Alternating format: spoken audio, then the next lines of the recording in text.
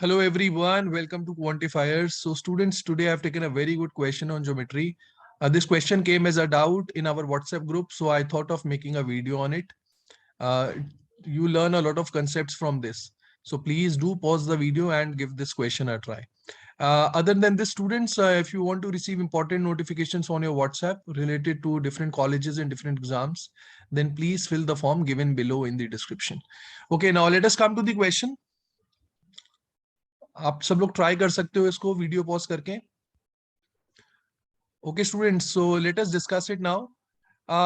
Let me quickly tell you a small concept which will be required to solve this question, and that concept is midpoint theorem. I hope आप सबको पता है midpoint theorem क्या होती है. जिनको नहीं पता उनके लिए एक बार मैं शॉर्ट में बता देता हूँ. So let's say if I have a triangle ABC,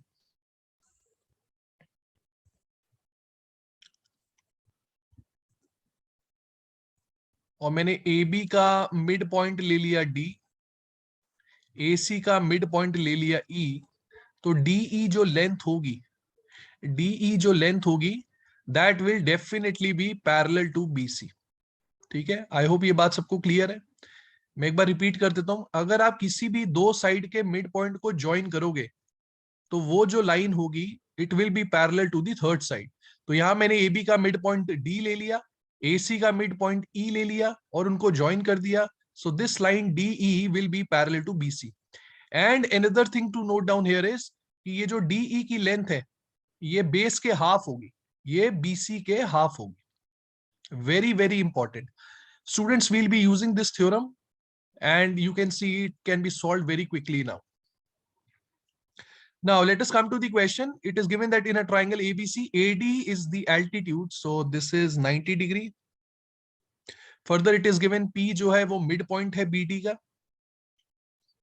Q is the midpoint of AC. Q is the midpoint of AC. BC की लेंथ 12 है, ये कंप्लीट लेंथ 12 है. AD की लेंथ हमें 16 गिवन है. Okay students, now you can see Q is the midpoint. Now students, just a small construction here and this question becomes very very easy now. अब मैंने क्या किया, मैंने इस पॉइंट Q से एक लाइन बनाई जो कि AD के पैरेलल है. Okay, this line I have joined which is parallel to AD.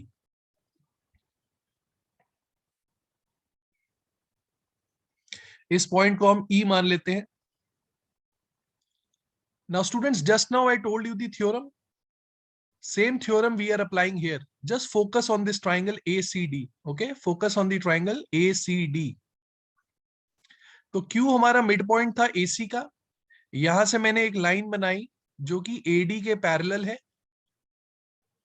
Right students? So using midpoint theorem, because QE is parallel to AD and Q is the midpoint of AC, so definitely E जो है वो भी midpoint होगा. E will be midpoint of CD. I hope ये बात सबको समझ में आ रही है. Moreover students, because AD and QE है ना, AD and QE are parallel to each other and you can see AD is perpendicular to BC. AD जो है वो BC के परपेंडिकुलर है, तो QE जो है वो भी BC के परपेंडिकुलर होगा ही होगा. Right, I hope all of you are aware of basics of geometry. Right, क्योंकि आप देखो BC दोनों के लिए सेम है, बेस दोनों के लिए सेम है. तो अगर AD 90 डिग्री का एंगल बना रहा है तो उसके पैरेलल जितनी भी लाइन होंगी वो भी BC के साथ 90 डिग्री का एंगल बनाएंगी. तो QE, because it is parallel to AD, QE will also make an angle of 90 degree with BC.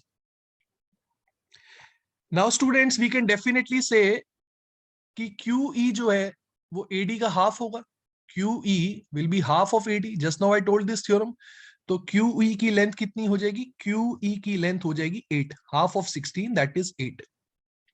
Now because E is midpoint, let's take DE. DE को मैंने X ले लिया, तो कहने से CE will also be X. Similarly P is the mid point of BD, तो मैंने BP को Y ले लिया, तो PD भी Y हो जाएगा. Now students focus on this line segment BC. BC की लेंथ 12 है, and what is BC? BC is twice of Y plus twice of X. This is equal to 12. तो यहां से हम लोग कह सकते हैं कि X प्लस Y की वैल्यू 6 हो जाएगी. Now students focus on the triangle PQE. PQE triangle पे फोकस किया जाए.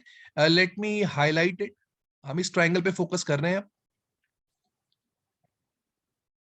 रेड वाले ट्राइंगल पे. Now you can see this is a right angle triangle. और PE की लेंथ पे फोकस किया जाए. PE की लेंथ पे, PE क्या है? PE is nothing but X plus Y. तो कहने से PE की जो लेंथ है that would be X plus Y which is equal to 6. तो अगर PE की लेंथ 6 है